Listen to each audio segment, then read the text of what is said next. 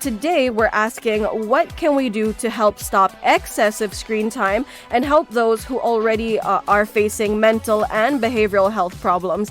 To guide us today is a child psychologist, Inab Shujaat. Yeah. Glad I said that right. Who has been supporting families and individuals in navigating the challenges of the digital age. It's great to have you on the show, Inab. Thank you. Thank you so much. Pleasure to be here. It's our pleasure to have you. So let's get straight into it. Can you define what is considered excessive screen time for children and how does it differ by age? Okay.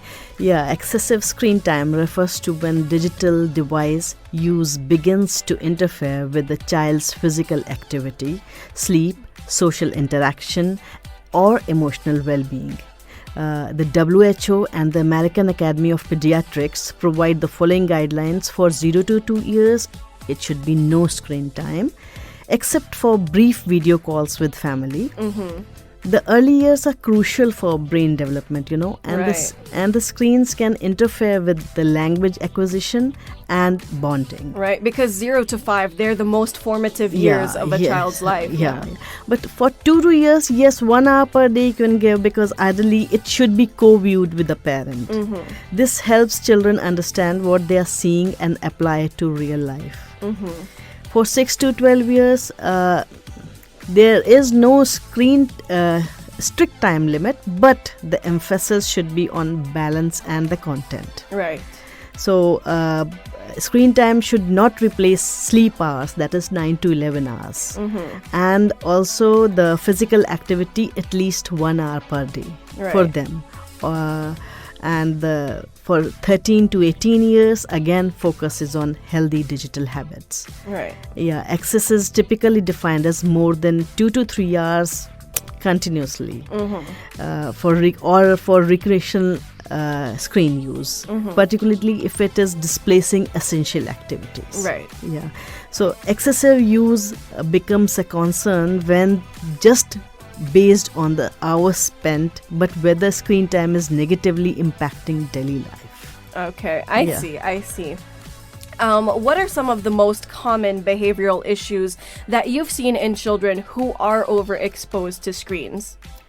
Overexposure to screens, especially without limits or guidance, has been linked to several behavioral challenges in children. Being a psychologist, we have seen that irritability and meltdowns when devices are removed from them. Yeah, it happens in public as well. Yes, and then the aggressive or impulsive behavior, especially in younger children exposed to violent or fast-paced content. Right. Yeah, you can see this fighting mode, everything. And then sleep disturbance, such as difficulty falling or staying asleep. Difficulty focusing or completing tasks, shortened attention span you have seen in them. Then decreased interest in offline play or real world activities. Right, like playing with other children their exactly, age. Yeah. Or in an everyday course, you can see. Increased defiance or refusal to participate in family routines. Right. Yeah. And then dependency on screens for entertainment or soothing emotions, like a digital pacifier effect, you can say that. Okay. So these behaviors often worsen when children use screen excessively before bed as a reward system. When they are going to bed and they use excessively before going to bed. So it worsens more. Yeah. I mean, I'm an adult, and as I was saying earlier, I have a therapist, and she tells me 1 hour. At least that's the minimum. If you can turn it off 2 hours beforehand, even better. 2 hours is ideal. Yeah. But she's like, at least 1 hour. At least 1 hour. Before bed, yeah. Mostly for children, we advise that at least 1 hour. Yeah. So, it affects me as an adult with my sleep. Imagine what it does to a child, right? Obviously, yeah. All right. Now, how does screen time, especially passive screen time like scrolling or watching, impact a child's emotional and social development?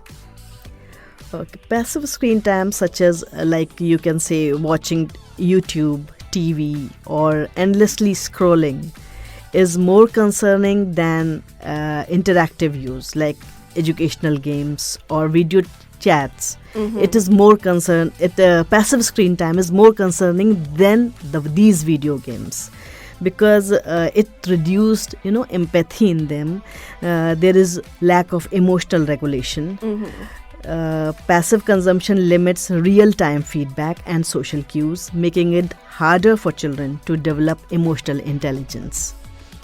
Lower quality relationships are there. Excessive screen time can interfere with parent-child bonding. You can see that. And because they reduce the time spent with the siblings and peers, it is not there. Okay, there is lack of time with the bonding is lack of bonding is there. Then poor self-esteem. How it develops? Exposure to unrealistic body images. Of course, social media. Yeah, social media. Instagram. Yeah. So the social media can make children and teens feel inadequate or anxious. Therefore, they develop poor self-esteem. And language delays. I'm in school, I can often see that there are language delays in younger children. Right. Because there is less of interactive communication that results in limited vocabulary growth and fewer opportunities for responsive dialogue. So there is language delays. And we can also say that social withdrawal is there. Children may begin to prefer online environments to real-world interactions, resulting in poor interpersonal skills. It has adverse effects. Yeah, it seems exactly. they're kind of endless. Yeah. Especially when your brain is still developing, right? You don't develop until your mid-20s. Exactly. So yeah, and I think we see it a lot. As I said, sometimes you're out in public, you see a mother take the tablet away from the child, and all hell breaks loose. Temper tantrums there, sure. Yeah. All hell breaks loose. Because it seems there is no, like you said, strict timing on this child on like how long they can use it for. You can see. And we did have a speech therapist here a few weeks ago, and I was saying, because of excessive screen times and children being on the screen so much, it's also affected their language. Yeah. They're not as literate as they should be. Because there's no vocabulary growth, no? Yes. And the vocabulary that they're adopting is not necessarily things you use in everyday life, obviously, right? It's all abbreviations. And they're using cartoonish language. It's all internet vernacular. So it does affect children a lot. I think I saw a study that said in the US, I'm not sure how true it is for Qatar, but in the US, 8th grader, so somebody who's in year 8, is reading at a year 4 level. Yeah. That is 4 years behind. It is alarming. Yeah, you're in middle school, but you're reading at an elementary level. It is very concerning. Obviously. So I'm very happy to have you here and explore this topic with us together. Do you think adults are modeling unhealthy habits with screen time, with screens, and how does that affect children? Yes, adults play a critical role in modeling digital habits, and I can say that many unknowingly display unhealthy patterns. For example, constantly checking phones during meals or conversations, using screens to unwind excessively even in front of children, and then being distracted by devices during family interactions. Right. You have seen that, when there is a family interaction, adults often use their mobile phones and they hardly interact with each other. Yeah. So this behavior sends a powerful and implicit message to children that screens are a primary source of comfort, entertainment, and attention. And this ultimately impacts the children's behavior. Of course. Yeah. So they may mirror these habits, becoming dependent on devices to cope with boredom or stress. You can say that. Right. It creates a disconnection within the home. Children may feel emotionally neglected when adults are physically present but mentally absent. Right. Children may resist limits if they observe parents not following similar boundaries. Like you Isn't tell it? your child, Yeah, that's enough exactly, screens, exactly, but then you're yeah. on your phone On all your the phone, time. Yeah. So Yeah, obviously. they mirror them. Yeah, I mean, children are sponges. Obviously. You know, there's that saying, monkey see, monkey do, right? It's not, maybe it's not a great saying, but it's the first one that comes to mind, right? Obviously, in short, children learn digital habits Yeah, by of watching course. more than listening. They often copy them, copy Yeah. their parents, copy their adults.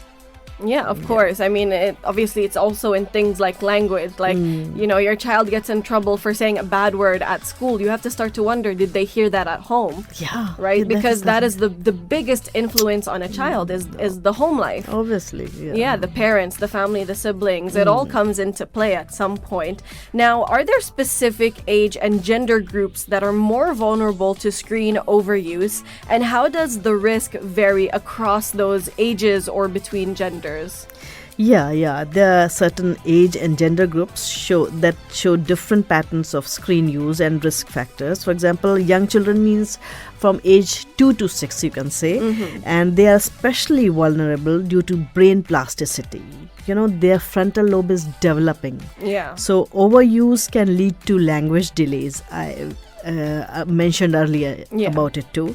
So language delays, then sleep problems, you can say, and behavior outbursts. Preteens or teenagers often struggle with screen addiction due to social media, Right. or gaming, or peer influence. This age group is more likely to sacrifice sleep, their physical activities. I did. And what about academics? Stay in school, read books. But no, I definitely, because when I was a teenager growing up, that was the start of social media. Twitter came, Facebook was maybe my siblings' time, but then when I started using the internet, Twitter, Instagram, all of these things started coming out one by one. So I definitely sacrificed my sleep during especially holidays to stay up talking to my friends, and I especially made a lot of friends on the internet in other parts of the world, right? So I definitely sacrificed my sleep for that, for sure. But stay in school, don't do that. Because poor academic, you can say that the poor academic growth among teens. And gender differences, for boys are more likely to become engrossed in video gaming, often leading to impulsiveness, Right. Irritability, and the neglect of their responsibilities. Right. And for girls, they are more likely to overuse social media, increasing risks of body image concerns, anxiety, depression, and social comparison. When it comes to comparison, Sounds very familiar. I can make out from your face. It sounds very familiar. So, while all children can be affected, those with ADHD, learning difficulties, or anxiety may be particularly prone to overuse and dependence. Sounds so familiar. I wonder who. No, I definitely relate to that. I mean, I am diagnosed. I do have bipolar disorder, very closer to depression than mania, but yeah. So it sounds very familiar to me. And social media has definitely affected my body image and the way that I see myself.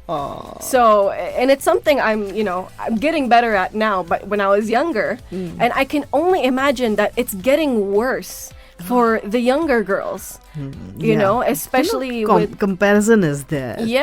But like also the accessibility to, quote unquote, the perfect woman image on Instagram, right? The Instagram models, the perfect hourglass body, flawless skin, beautiful hair, right? Beautiful it's not real.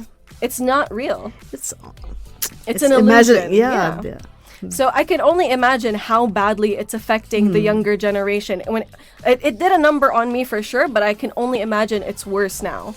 Obviously. So definitely, yeah. Now, what signs should parents look for that may indicate that their child is being negatively affected by screen time?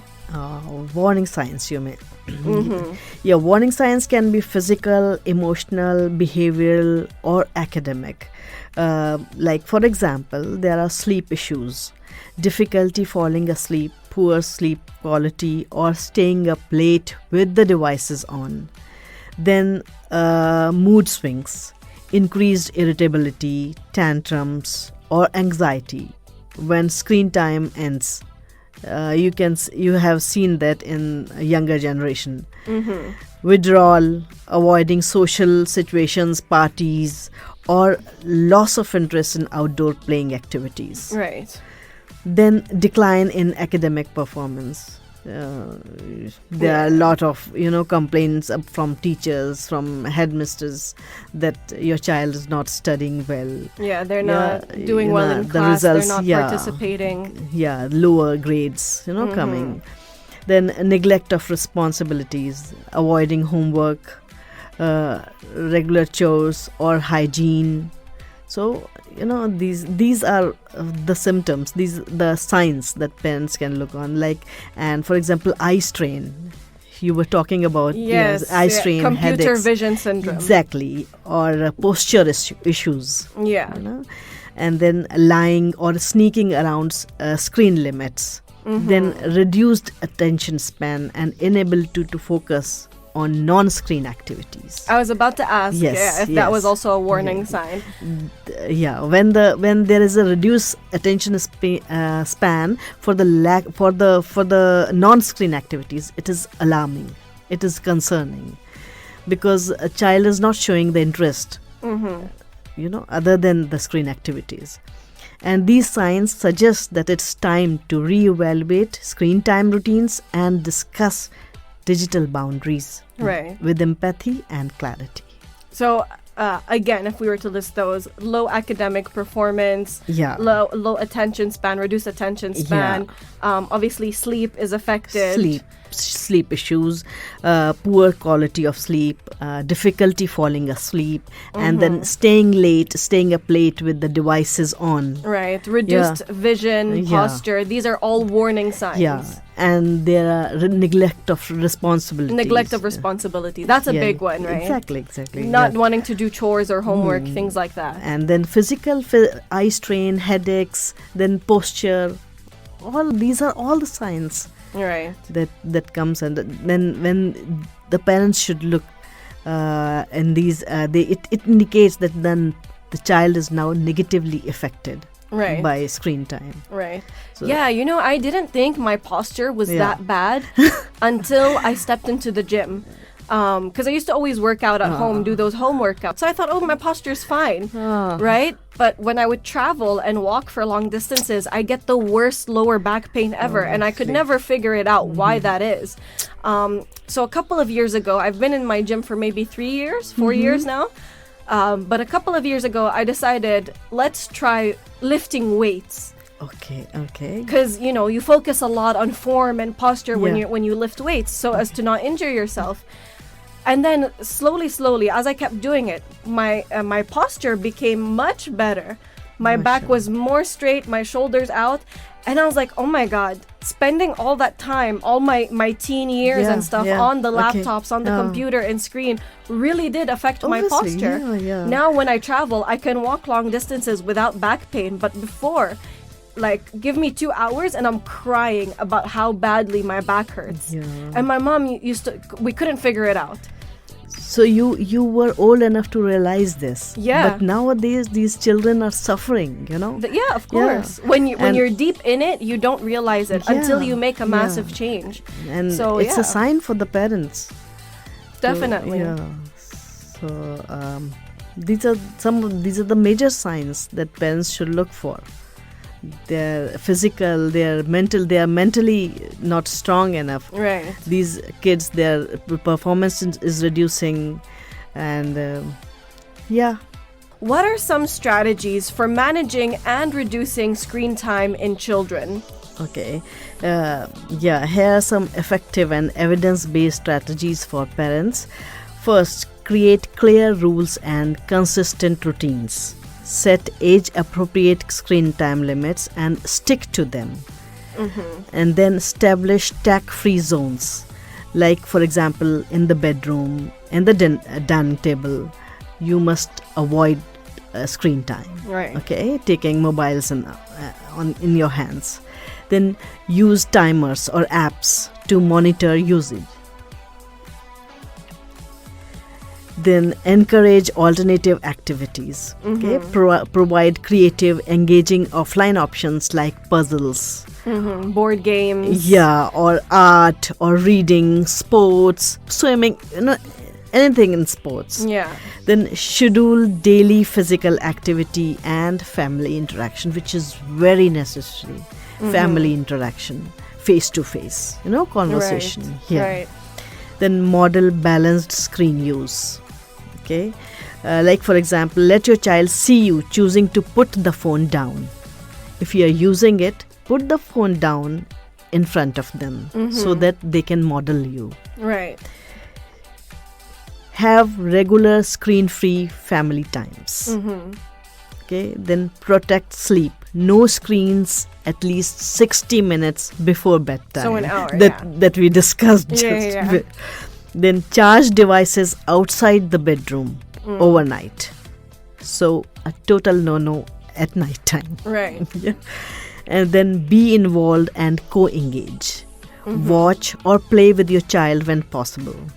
Right. Okay. Discuss the content and connect it to real life. Anything that you are watching, if you are watching it together, then discuss the content and relate it with the real life. For example, if we're having family time, watching a movie together, and the movie hits on a real life topic that happens, right? Exactly. So discuss that stuff together. Yeah, this is the family interaction.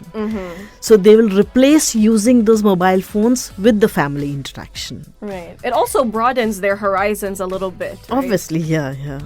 So, and help children recognize when they have had too much screen time and how to take breaks. after 20 seconds, their eyes need to take rest. Then promote mindfulness and emotional literacy. Mindfulness, like deep breathing. Okay. Grounding techniques, things like that. Yeah. Then gradual reduction, how you can gradually reduce it. If overuse is a problem, then reduce screen time gradually to avoid withdrawal symptoms. Right. Elimination is not the key. Yeah. Balance is the key. Cold turkey is it quitting something cold turkey, which means like immediately, always has repercussions. You're always more likely to relapse. Obviously, yeah. So gradual reduction should be there. Okay, and then use the tech wisely. Choose high quality, age appropriate content. Okay, these are for the kids. These are some of the managing strategies that you can use to reduce the screen time. And I think that answers one of our listeners' questions, who was asking how can we avoid addictions in kids. So those are some ways. Establish family time, establish screen-free zones. Is it tech-free zones? Yeah. And reduce the screen time 1 hour before sleep. Okay. And avoid... That is important. Yeah. Avoid charging of phones inside the bedroom. Okay. And what else? What I talked about? There's many ways, but like these are a few things, just for you guys to keep in mind. If you do have a child that's struggling with overuse of screens, these are just a few ways, and there's plenty more measures that you guys can take. And there are many people that speak about this online as well. So. A little family interaction should be there.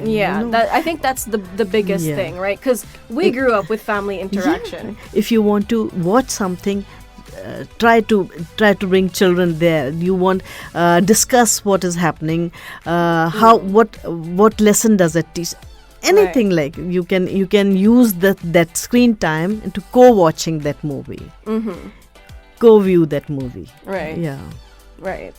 So we have a listener who says, this is from Anne, who says her issue isn't with her children, it's with her husband. He comes home and just plays mobile games for hours. They barely talk anymore, and she feels like she's being replaced by his phone. So she's wondering, how can she bring up this issue just ask her with him without Because she's afraid of conflict and arguments. Yeah, obviously. Yeah. She can just ask the questions like, what do you like most about this game and show?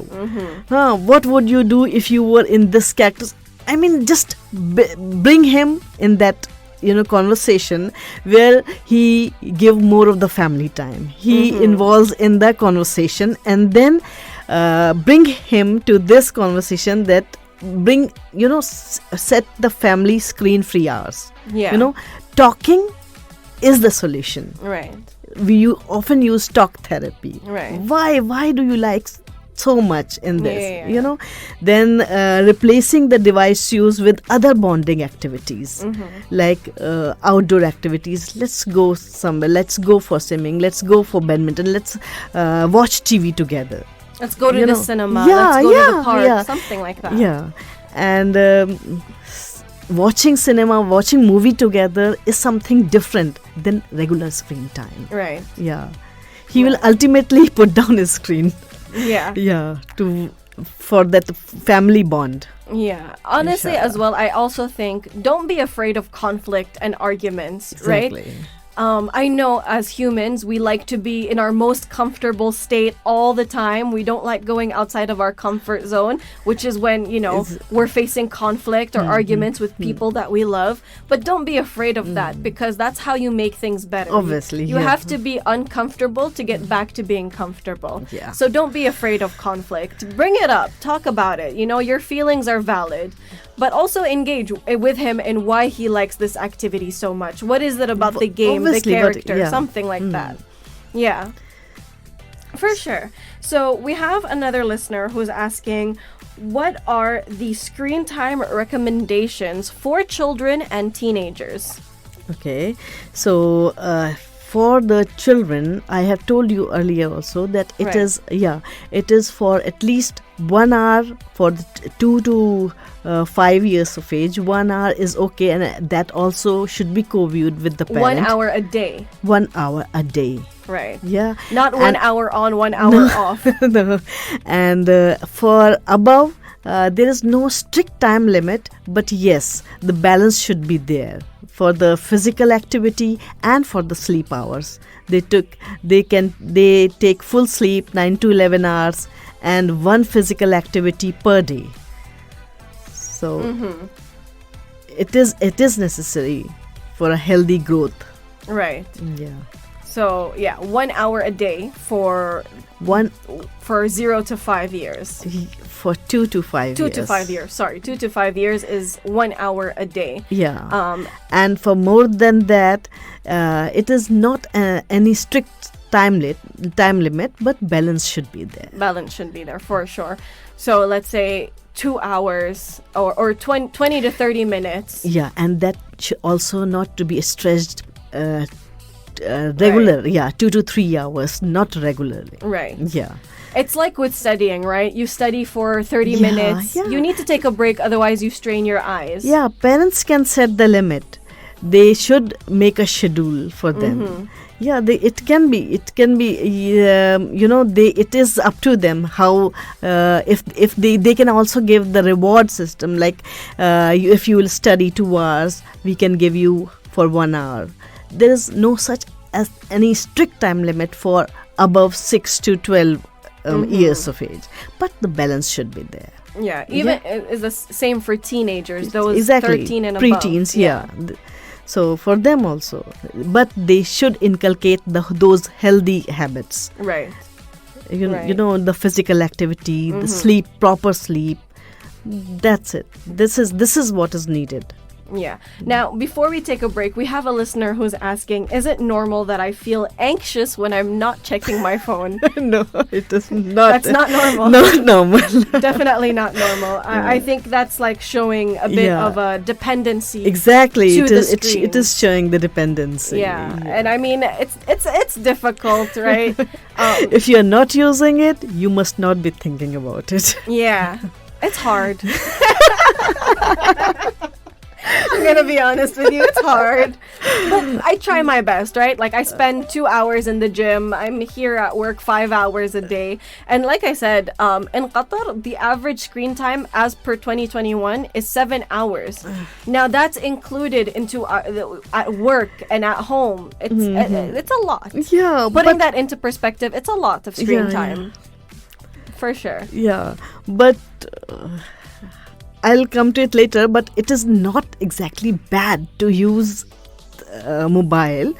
But I told you, balance is the key. Right. Eliminating, it's not, we use it and we need it. Right. But balancing is the key. Definitely. Anything in life, balance. Finding a good balance between, this and that is always the way to go. So we have a listener here who is asking about his daughter, who is always on her mobile looking out for, the Instagram reels. She's always looking on Instagram reels, and he's asking how can he distract her in a creative manner so that she enjoys and is not worrying about looking away from her phone. I would say, what are her hobbies first of all? What are her interests? And try to do something around that, right? Like if she's athletic or sporty, then maybe creating like a family sports day, right? Where you hold like a competition for your kids between you and your spouse and things like that. It's it's often a signal of something deeper, like boredom. Is he feeling stressed or loneliness? Have open, non-judgmental conversations. Of course, communication is communication very key. is we the need key. to understand why the screen time is so what excessive. do you enjoy most about this game or anything related to this, and is there something that makes you want to stay online that longer? So you can just be open, non-judgmental conversations. So, and build your trust so that children can feel safe opening up about their digital experiences, including negative ones too, like cyberbullying or peer pressure. For sure.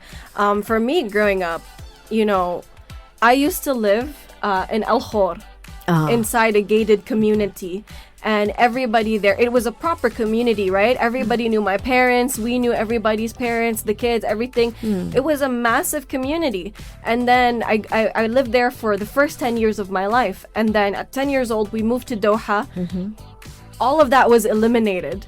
I moved to a neighborhood where we're not very neighborly. We don't go out and greet each other like we used to in how I used to live in the compound. So moving out of that compound created a massive sense of loneliness, right? All my friends at that time, of course, before the highway, they lived an hour away from me. You know what I'm saying? And I left behind everything I knew, all my friends, all the everything that kept me engaged. Even going out to the park, I couldn't go out to the park anymore. So this is what led to me creating a massive dependence on screens and laptop and the internet, and making friends all over the world who were like way older than me. By your the way, mental well-being also. Yeah, of course. That's when everything started to decline for me, because I was extremely lonely. So there's always a deeper reason for why she's on her phone and doing what she's doing. So having a like you said, non-judgmental conversation about that definitely is going to help kickstart things and get to the root of it. And then you can look into hopefully creating creative ways together. Not just, as a parent by yourself racking your brain. You can ask her, what do you enjoy outside of the phone? Definitely. We have a listener who says, sometimes I scroll through videos for hours and then feel empty, like I just lost time that I won't get back. Honestly, I feel like I'm addicted. I check my phone every few minutes, even when there's no notifications. It's become automatic. See, this is the sign of excessive screen. This is it interferes with sleep and increases anxiety. So putting the phone down, turn off screens at least 60 minutes before the bed, and not to put the phone inside the bedroom before sleeping. And you can encourage calming rituals like warm bath, reading, or soft music. So it is better for the good sleep and your mental health. Of course. We have a follow-up question from Anne, who was concerned about her husband. She said that her husband says that gaming helps him de-stress, and she understands that everyone needs a way to unwind. She's starting to wonder if she asks him to spend less time on it or to set some boundaries, does that make her controlling? How can I express my feelings without sounding like I'm trying to take something away from him? Yeah, you can ask him to explore apps that can help manage screen time. Like there is some Google Family link, the Apple Screen Time is there. You can use those apps. Connect with the family, relatives or caregivers to ensure your consistency, so that you can call, especially at that time, with your relatives. Okay, it's better to ensure he has multiple ways to de-stress than solely just relying on the game. So again, opening up a conversation. And I want to tell you, Anne, you are not controlling, okay? You just want to be able to spend time with your husband and your family together. That is definitely not controlling, right? Communication, definitely a big thing. I think if it's really that big of an issue, sit down with him and talk to him. And language is very important in these instances to avoid conflict and arguments, right? So instead of saying, you spend so much time on your phone, you don't pay attention to us, be like, I feel that this may lead to something unhealthy. I fear for, use a lot of I's and show your concern for him. Good conversation is always better. Yeah, for sure. But no, it's not controlling. And we definitely understand. You just want to create more family time and memories. We have another listener who says, this is the listener who was asking about how we can avoid screen addictions with his kids. He says, I totally agree with you. I was in a very similar situation as you were. So I'm guessing that's in response to loneliness and why we depend on screen time so much. We also have a listener who says, nice topic, very hard to reduce the screen time, but they also said, yep, we have to choose at least 1 day per week without screens. And that's a great start. Great start, obviously. And replace screen time with engaging activities, engaging alternatives like puzzle books, craft kits, or outdoor sports, nature walks. You can walk and talk to the trees. Talk to the birds, just like that. Talk to yourself. Check in with yourself. How are you doing? Or journaling or reading time. Right. There's so many things that, because I think one thing we have to take into deep consideration as well is our brain health. Exactly. You have to train your brain like that. Right. Yeah. Like, I've seen my grandmother live up to 92, alhamdulillah. Alhamdulillah, mashallah. But, we used to take her to schools so that she would, engage her brain. Because obviously at 92, your memory is, gone, right? Obviously. So you have to engage your brain at times like this. And we used to take her to school at 92. And my mom plays a lot of games, like puzzle games and things to engage her brain, because it was hard for her watching her mom not remember, right? So she does a lot of things to engage her brain, and that's something we have to keep in mind. Obviously, right? Yeah. We look at old people who don't remember things and we're like, yeah, it's because they're old. But what about us? Our brains are aging. Exactly. With the more screen time. So we should go to boredom busters things. Yeah. Yeah. So that we can get more involved with such things like sports or nature walks. Isn't it?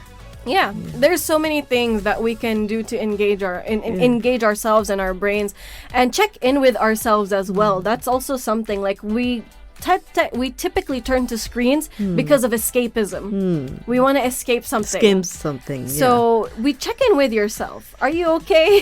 What's going on? If you went out something, just write it down. You will get the solution. Of course. And if you're worried about somebody reading it, hey, you can always rip it up, burn it, something, you know what I'm saying? But write it out. That typically helps with finding those emotions we don't know how to pinpoint. right? Yeah. When you write it, you're like, okay, Exactly. now I see what I was feeling, why I did what I did, right? We have a listener, Anwar, who's asking, are there underlying emotional issues that could be causing excessive screen use? Always. Of course. Always, yeah. Of yeah. course. Yeah, there are always anger issues, maybe bullying in school, or maybe stress issues. You can always talk to them. Right, because Yeah. as we mentioned earlier, a lot of the times people typically use screens and things like this, whether it's a phone, tablet, or whatever, as a form of escapism. It's escapist attitude they are showing. Yeah, so definitely there are definitely underlying emotional Emotions, issues, because yes. I was sharing with the doctor off air that, growing up, me and my siblings have all faced bullying. And when I moved out of my compound where all my friends were, and I Yes, you moved to mentioned Doha, yeah. excessive loneliness.